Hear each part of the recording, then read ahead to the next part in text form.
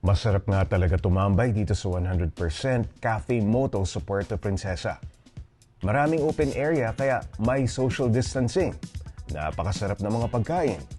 At kita mo yung motor mo habang nagre-relax ka. Pang-rider na pang-rider talaga. Pero hindi babagay yung pangalan ng cafe kung walang naka-display na mga motor. Buti na lang, hindi nagkulang dyan si Mai. Naka-display kasi para sa mga bisita ang nagagandahan niyang mga vintage na motor. Isa na dito yung BMW R50. Dalawang Harley Davidson, isang Fatboy at isang Softail Deluxe. Meron ding bagong Vespa Primavera 150 na bagay sa ambience ng cafe. At ang prized possession ni Mai, ang Norton Cafe Racer. The bike I really appreciate is the Norton.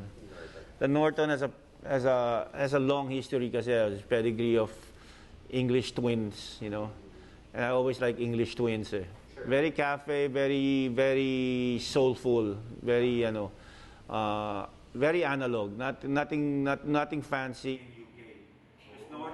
Sa Amerika lumaki si Mai at bata pa lang siya, mahilig na siya sa two wheels. My God, the love of motorcycles dates back when I was 10 years old. You know, living in Kamuning and hanging out with, you know, famous motorcycle riders back then, J.D. Andrews, Jolette Howe. Yeah, it started from there. Then my father, he used to be a motorcycle rider then. So, nahiligan. Dati, tiga-hugas-hugas lang ako ng motor niya. Then I end up taking his bike out na hindi niya alam. Tapos, takas-takas. Tapos, then I saved up some money, bought my first motorcycle in the US when I was 17 years old. Iba't ibang motor na ang nagamit ni Mai. At nang bumalik siya dito sa Pilipinas, nagtayo siya ng motorcycle shop sa Quezon City. Moved back to the Philippines after living in the States for 26 years. Then yan, nakilala ko yung mga motorcycle industry dito. Sila Jay, sila Kuya Kim, sila Jericho, yeah. Pero hindi nagtagal. Hinanap din ni Mai yung mas maaliwalas na kapaligiran. Kaya matapos ang ilang panahon, dito na siya sa Palawan napadpad. At syempre, dahil maraming open roads dito, dinala rin niya ang kanyang motor. A lot of my bikes are from Manila kasi I also have a shop in Project 8. We restore mostly vintage BMWs. Ayoko na doon so I shipped all my bikes from there to here. Dahil nga masarap mag-ride dito sa Palawan, kung ano-anong motor ang dinala at sinubukan ni Mai dito. I remember I have a Urals, that's Russian motorcycle with a sidecar. It's the first thing, it's like the first time that I saw a big displacement motorcycle with a sidecar. And all the time they thought it was a tricycle.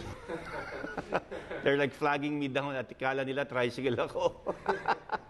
Pero sa dami ng mga nasubukan niya, bakit nga ba sa mga vintage siya nahihilig?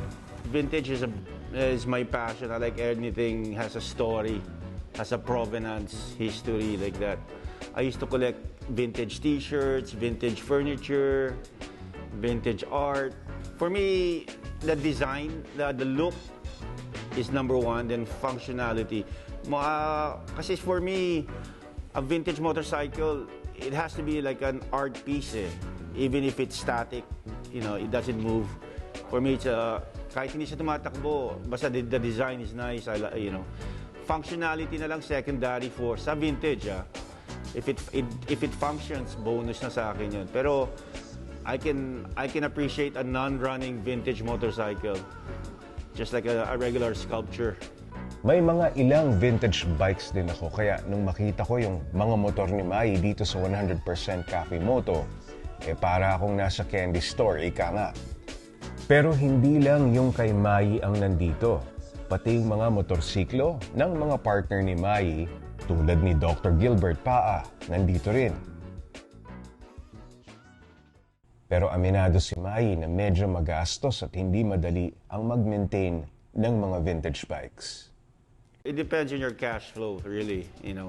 We can transform a basket case motorcycle into a showroom condition probably in a month. Basta unlimited yung spending power mo. Kasi all the parts are expensive now eh.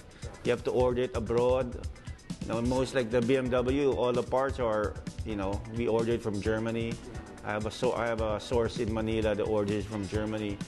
So depende. But if usually vintage, it's when you restore vintage, the beauty there is you take your time. You don't have to rush it. So ganun kami. If we like on my backdrop, if you see the frame hanging there, that's a 1962 Norton.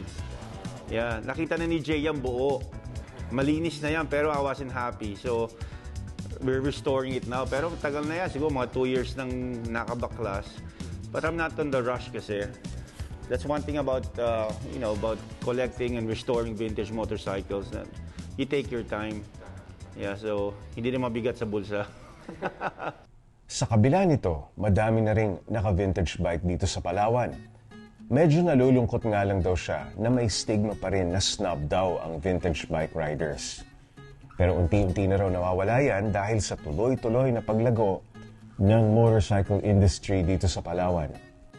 Right now, there's several motorcycle clubs already. When I came here, there's only like 2.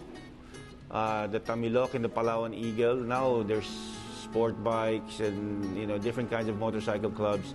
But yeah, it's big now. That's why Wheeltech already opened up here. Yeah, so far there's like the GS lang, sa GS group, there's about 15, 16 GS owners here. Dami na. Na-overthrow na nga yung mga Harley Davidson riders. I really dislike that mindset, that mentality that, big displacement bikes, or vintage motorcycle riders, they tend to be snobbish to other two-wheel riders, I'm not like that eh. Kasi ako, the camaraderie and brotherhood should apply to all kinds of riders, scooters or Vespas, vintage rat bikes, Harleys. That's the point of riding a motorcycle. Sa ngayon, wala na raw balak magdagdag si Mai sa kanyang koleksyon. Mas gusto niya na raw i-ride na lang kung ano yung meron siya ngayon. One time I had about 15 motorcycles. Yeah. All vintage? No, not all vintage. A few vintage. I sold some already. At one time I had like 3 vintage BMWs. I sold 2. Then I have 4 Urals. Then the Harley and the dirt bikes. Right now I'm enjoying them. But there's a few bikes that I'll probably keep for a while, But yeah, motorcycles are meant to be ridden. At dahil matagal na nga akong hindi nakakapag-ride dito sa Palawan, ito, ilalabas na namin ang ilan sa mga motor niya para masubukan. Sa pagbabalik ng RidePH, magra-ride tayo papunta sa isa sa pinaka-bagong tourist spots dito sa Palawan, ang bayan ng San Vicente.